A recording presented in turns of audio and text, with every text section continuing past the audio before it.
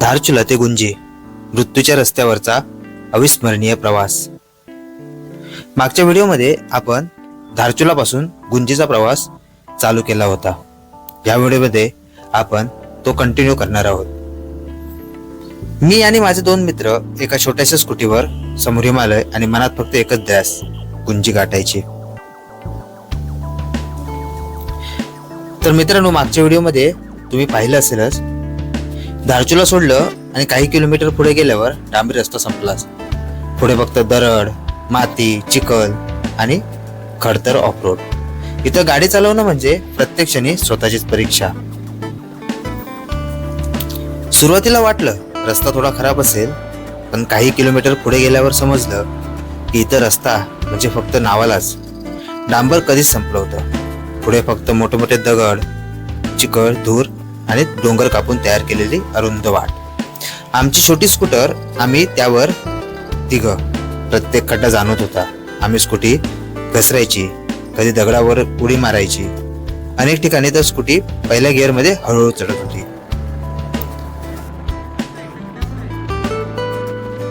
हो मित्रांनो, इथं काम चालू आहे थोडं, त्याच्यामुळे बघू शकतो. ते झूम करून दाखवतो मी.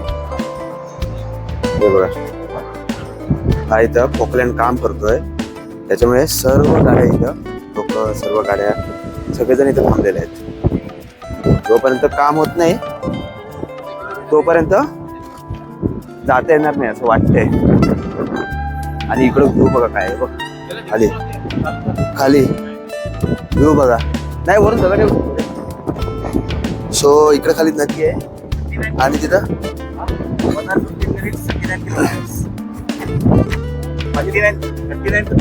सो अजून 39 किलोमीटर जायचंय. आता हे कामाचं काय सीन आहे ते माहित नाही. इकडं ना, इकडं भरपूर लँडस्लाइड तर झालेलंच आहे, पण इथं आता काम चालू आहे. त्यामुळे सगळ्यांना थांबवलं. इथं पण माणूस नाहीये थांबवायला.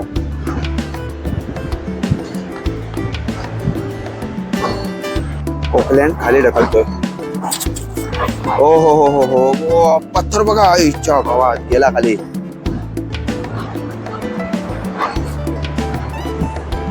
फटाफट रस्ता ना दुरुस्त करायचं काम चालू आहे. हे बघा, हे दगड एक एक एक पडलेले जे आहेत ना, हो.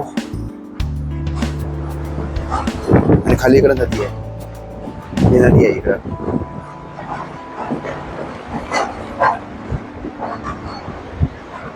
इकडे ना पूर्ण हे झालेलं आहे,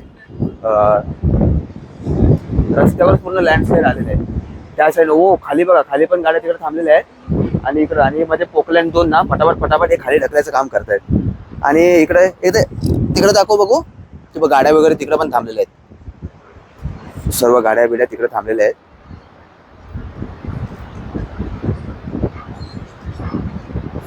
अजून मला वाटतं तरी 15-20 मिनिटाच्या वर जाणार आहे असं वाटतंय, कारण एवढ्यात बरंच लँडस्लाइड झालेलं आहे, बऱ्यापैकी लँडस्लाइड झालेलं आहे. त्याच्यामुळे पोकलँडला काम करताना बघा आणि किती रिस्कमध्ये काम करतात बघा. बघा, इथून काम झालेलं आहे. आणि आता एक एक गाड्या, ह्याच्या खाली गाड्या आहेत ना, ह्या गाड्या एक एक करून, एक एक करून सोडतात. जास्त पण आर्मीचे ट्रक आहेत. थोडा झूम करून दाखवतो. हा, हे बघा, हे सगळे आर्मीचे ट्रक आहेत आणि आर्मीचे ट्रक एक एक करून सोडतायत. रस्त्याच्या एका बाजूला हजारो फूट खोल दरी, तर दुसऱ्या बाजूला उभे कातळ. खाली प्रचंड आवाज आणि वरून सतत पडणारे छोटे दगड. त्या प्रत्येक वळणावर एक वेगळाच थरार होता. रस्त्यात अनेक ठिकाणी भूस्खलन झालेलं दिसतं. PRO आणि JCB मशीन दिवसभर मेहनत करून रस्ता मोकळा करत होते. काही वेळ आम्हाला थांबावं लागलं, पण हिमालयात घाई करून काहीच मिळत नाही. इथे संयम हा सर्वात मोठा संदेश असतो. रस्ता कठीण होता, धूळ होती, थंडी होती, पण प्रत्येक वळणावर दिसणारे हिमालयाचे अप्रतिम दृश्य सगळा थकवा एका क्षणात विसरायला लावला. या प्रवासात आम्हाला भेटलेली माणसं खरंच मन जिंकून गेली. चेहऱ्यावर कायम हसू, कोणताही दिखावा नाही, साधं आयुष्य आणि मोठं मन.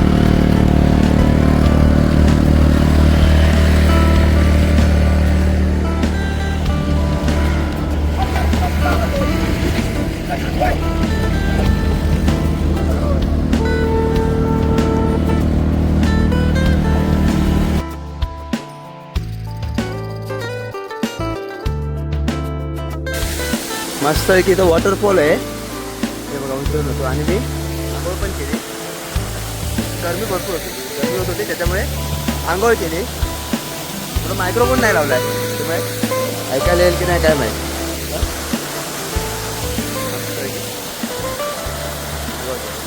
सो मित्रांनो जरा मायक्रोफोन लावतो. तर असा हा आता एस शेपमध्ये ना हा बघा पूर्ण खालून बघितला तुम्ही ना हे बघा हे पूर्ण खालून असा एस शेपमध्ये आहे. असाच वर पण चढायचं आहे इकडं. आणि हे बघू शकता समोर बर्फ हे बघा समोर बर्फ आहे आणि खाली हा पूर्ण असा हा बघा म्हणजे घाट आपल्याकडे जसं घाट असतो ना तसा पूर्ण एस शेपमध्ये असं हे बघा पूर्ण त्या खालून गाड्या येतात. हे बघा हे बघू शकता इकडं पूर्ण अशा फिरून गाड्या येत आहेत. आणि इकडं आता थंड हवा लागायला सुरुवात झाली आहे थोडी थोडी. बायकर्स पण येत आहेत हे बघू शकता इकडं. आणि आता हळूहळू चालायला घ्यायचं आहे.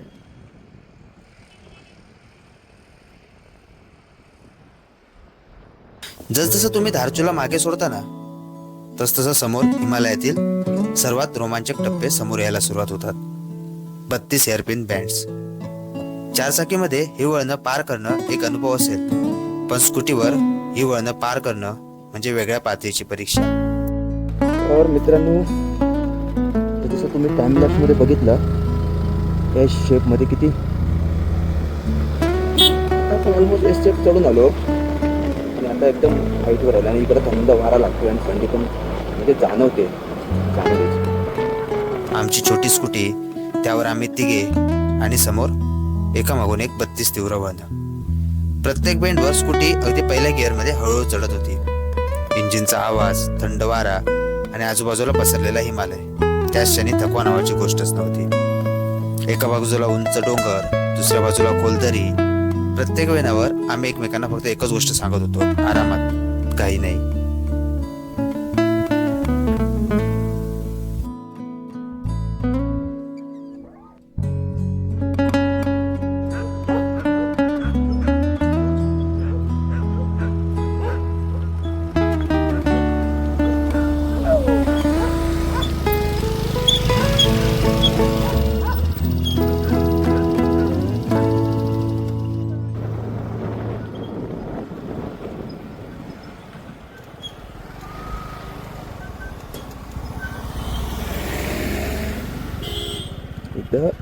यह प्रतिबंधित क्षेत्र आहे. सो मित्रांनो आपण आता हे पहिलं इनर लाईन परमिट आहे इथं. सो गुंजी अजून यायचं आहे थोडं. आणि हे बघा हे इथं लिहिलेलं आहे सीमा सडक संघटन. आणि इकडं आपण आता परमिट चेक करतोय. परमिट झाल्यानंतर आपल्याला इथून एंट्री भेटणार आहे. हिमालयाच्या या भागात प्रवेश करण्यासाठी इनर लाईन परमिट अनिवार्य असतं. त्यामुळे आम्ही स्कूटी बाजूला लावली. आमची कागदपत्र आणि परमिट सुरक्षा जवानांना दाखवलं. संपूर्ण तपासणी व्यवस्थित झाली. जवानांनी हसत शुभेच्छा दिल्या. सुरक्षित जा आणि प्रवासाचा आनंद घ्या. तो एक छोटासा क्षण होता पण मनात एक वेगळी उत्सुकता निर्माण झाली कारण आता आम्ही अशा प्रदेशात प्रवेश करत होतो. तर फायनली मित्रांनो आपण हेच आता गुंजी आहे. सो गुंजीमध्ये फायनली पोहोचलेलो आहोत. हा रस्ता तर जवळपास 5-10 किलोमीटर तर असाच भेटला सर्व खराबच. तर असं ट्रायपॉड ठेवलेलं आहे आणि आता निघू. पूर्ण रस्ता कसा खराब आहे.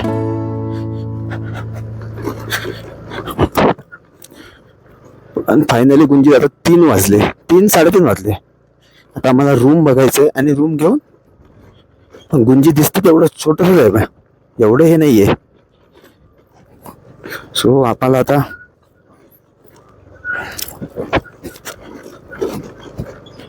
गुंजीमध्ये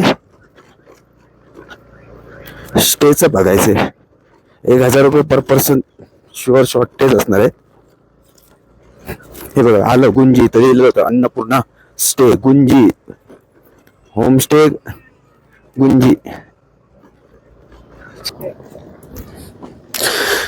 सो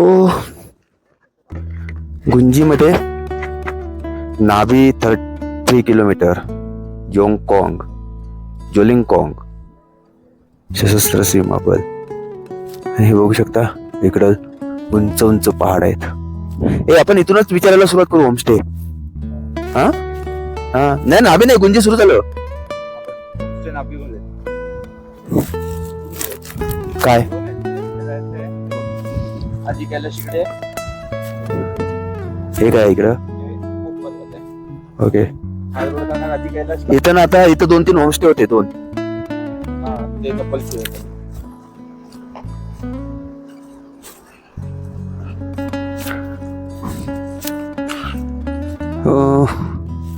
आता बघायला गेलं इकडं ओम पर्वतचे बघू शकता किती आहे, आणि इकडं आधी कैलाश.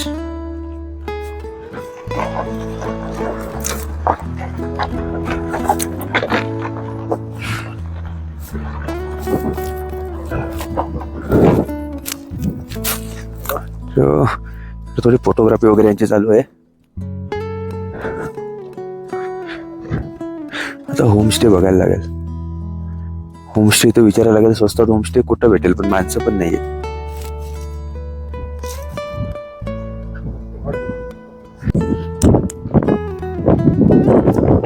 हो मित्रांनो, आपण आता आलेलो आहोत आदी कैलाश. आणि इथं बघू शकता ह्या साईडला आदी कैलाश आहे इकडं, आणि ह्या साईडला ओम पर्वत. ह्या साईडला ओम पर्वत आहे, इकडं आदी कैलाश आहे. आणि नजारा तर खूप मस्त आहे. कैलाश मानस सरोवर होमस्टे गुंजी.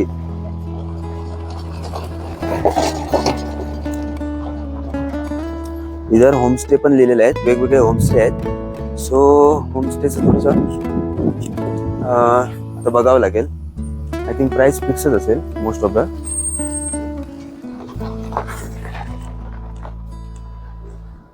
आणि फायनली अजून आधी कैलाश गेलो नाही, पण आपण त्या गुंजीपर्यंत आलोय. गुंजीपर्यंत आलो आणि समोरच बघू शकतो बर्फाचे डायरेक्ट पहाड आहेत. हळू संध्याकाळ जवळ येत होती आणि शेवटी अनेक तासांच्या खडतर ऑफ रोड राईड नंतर आम्ही पोहोचलो गुंजी. कैलास मानसरोवर यात्रेतील एक अतिशय महत्वाचं गाव. हा फक्त एका ठिकाणी पोहोचण्याचा प्रवास नव्हता, हा होता स्वतःला नव्याने ओळखण्याचा प्रवास. तर मित्रांनो, पुढच्या भागात आपण गुंजी गाव एक्सप्लोर करू. तिथलं आयुष्य, ITBPचा परिसर, हिमालयाचं सौंदर्य आणि पुढे सुरू होणाऱ्या कैलासच्या प्रवासाची नवी कहाणी.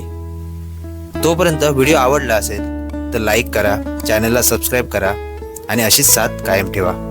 जय हिंद. भेटूया पुढच्या ब्लॉगमध्ये.